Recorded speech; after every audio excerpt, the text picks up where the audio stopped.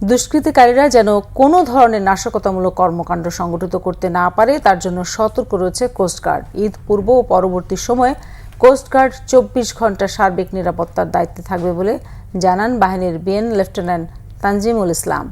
রাজধানীর সদরঘাটের launch terminal পরিদর্শন শেষে কথা জানান তিনি। ঈদ উপলক্ষে জনগণের নিরাপত্তায় নিয়মিত টহল, জনসচেতনতামূলক মাইকিং, লিফলেট বিতরণ, তল্লাশি সহ অন্যান্য নিরাপত্তামূলক কার্যক্রম চলছে।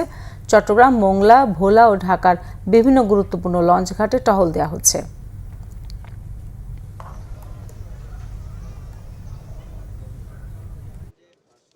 ঈদ পরবর্তী সময়েও বাংলাদেশ কোস্টগার্ডের প্রতিটি লঞ্চ ঘাট, বোট ঘাট এবং খেয়া পারাপার এবং ফেরিঘাটে সার্বিক নিরাপত্তার জন্য আমাদের কোস্টগার্ড টিম কাজ করে যাচ্ছে এবং এই ধারা ইনশাআল্লাহ ভবিষ্যতে অব্যাহত থাকবে বলে আমরা আশা করি।